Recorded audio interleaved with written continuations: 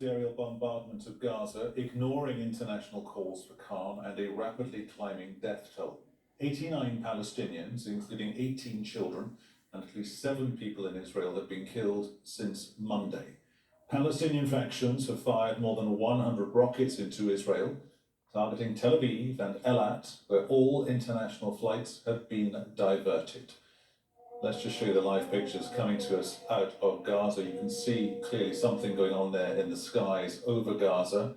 It is, compared to where we were maybe a couple of hours ago, a little bit quieter than it was. Clearly a very fluid situation there on the ground and in the air over that crucially important Israel-Gaza border area. Let's bring in Harry Fawcett, our correspondent in southern Israel. Harry, just get us up to speed with where we think we are right now. Such a difficult situation to predict. Yeah, I just want to get you up to speed on something that has literally just happened. As you were reading the headlines, there was an enormous volley of rocket fire right over our heads. We're inside a shelter now, which is why you can't see me in vision, which we're very close to with the camera, and a number of Iron Dome interceptions very close to our position right here. Guys, do you think it's safe to go back outside or not? Not yet. We're going to stay where we are right now. This follows what we saw around sunset, which was a major movement, it seemed, of Israeli heavy weaponry, tanks and other armoured vehicles, tracked vehicles, heading south from our position towards the Gaza border, at the same time as a very extensive barrage of Israeli artillery fire from behind it. It seemed like there was covering fire, or even further than that, and there were reports as well inside Gaza and images inside Gaza from northern Gaza of artillery shells really doing a lot of damage there. So this is coming on the same day. We're coming back out of the shelter right now, so I'm hoping to come in front of... Guys, can we get back in front of the camera? Yeah. I'm coming back in front of the camera now. And so this was an event that's taking place on the same day as the Israeli military is finalizing a plan for a potential ground operation. It said publicly that it was going to be coming up with that plan, moving up the chain of command, and it was going to be for the political leadership to make a decision on whether that would take place. Now, this does not indicate that it is taking place, but what I can tell you is that we did see a lot of armament moving in the direction of Gaza, and a very, there's more coming, and a very heavy artillery barrage coming from Gaza. I'm going back inside the shelter now. We're expecting to hear some more interceptions close to us. Peter, back to you, please continue. Harry, are you quite happy to carry on talking to us? If you and the crew would rather just kind of regroup in a different location, we're very cool with that. No, we're happy. I'm inside a very thick-walled and solid-looking shelter. You can hear perhaps the reverberations of some of those Iron Dome interceptions in the background. Okay. That immediate area where you and the crew are, Harry, this hour, what are the specific targets? Is it possible to predict or to speculate what the targets that the Israeli authorities, the Israeli military, are going after? There's more shelling. More shelling? Yeah, okay. from that side to Gaza. All right, so just to let you know, we've got sirens coming, more of these Iron Dome interceptions.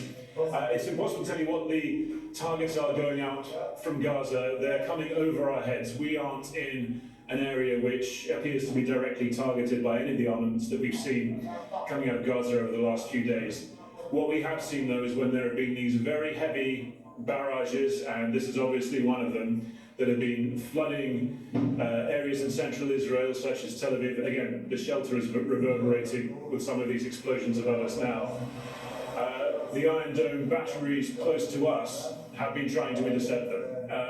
What I can say is that during those periods we get messages on our phones. In fact, Irene, are we getting any alert messages on our phones yet? We do get messages on our phones as we see these events over us of sirens and and impacts as well reported elsewhere in Israel. We are quite close to the city of Ashkelon, which has been coming under a lot of fire. We're quite close to Sderot and then Ashdod a little bit further up the coast. These have been taking a lot of the incoming from these rockets out of Gaza, but every now and again, major barrages going further afield. I'm being told it's safe to come back outside again now, so I'm going to trot back to the camera. And is this all of a piece, Harry? As you're talking to us, we're looking at a live shot coming to us from Gaza, and also we've just focused in on you popping up in front of your camera. We were looking at the locked out shot when you were inside that air raid shelter. Do we need to triangulate, Harry, however, what's going on there right now with what you were taking us through was going on in our last half hour, which was that kind of tank movement in that very close, immediate vicinity to where you're standing at the moment? Well, I mean, I think you can almost look at it as one big interlocking event at this stage. This escalation is mounting, and each escalatory step is being met by another. And so what we've seen coming from the Israeli side today, let's start with that, we've seen anti-tank missile units being taken out. Okay, sirens in Ashdod, I'm just being told. So Ashdod is at a considerable distance up the coast. What would you say, 40 kilometers up the coast from here? So that's kind of a medium range target for the rockets coming out of Gaza. So what we've seen from Israel again is major targets being attacked inside Gaza. An intelligence unit, which the Israelis say was housing a number of intelligence officers of Hamas at the time it was hit. Apartments belonging to senior military commanders from Hamas, 4 anti-tank missile units, the head of the drone unit, because suicide attack drones had been used again for the first time today. Coming out the other direction, there were 100 rockets fired earlier in the afternoon to places like Tel Aviv, central Israel, to Beersheba in the south, and even in the far south, the Ramon airport, very close to Eilat. This was a new development, a 250-kilometer range rocket, which Hamas said was a new weapon that its military spokesman said put the entirety of Israel within its range, within its sights.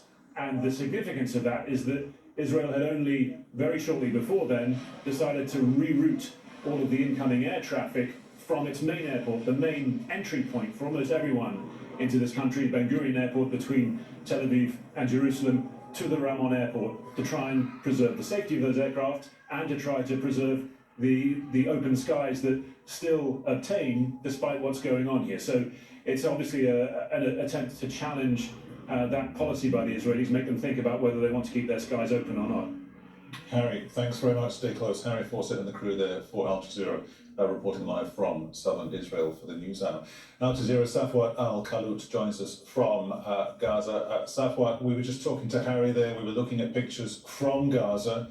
Tell us, from your vantage point, what's going on there? In the new developments, the Israeli artillery have been firing big barrages of artillery shells towards the north of the Gaza Strip and across the borders. Hundreds of families are now evacuating their homes in the north of Gaza because of the heavy artillery shells landing in the north of the Gaza Strip. The ambulance told us, we talked to the ambulance services, they told us that some of the artillery shells, they hit directly some of the houses in the so-called Bedouin village, which is very close to the borders. Also, there are some other residential areas near the border. Also, they evacuated because there is fear that some of these random tank shells or artillery shells might hit their homes. The scenario is repeating itself. It's the same scenario of the war of 2014, when hundreds of families also evacuated their homes because of the random shooting. We have also got a confirmation from the ambulance services in Gaza that they have been receiving appeals from citizens in the south of the Gaza Strip, mainly in Rafah, that the Israeli fighting jets, they have been raided on some houses without even giving them time to leave their homes, and they believe that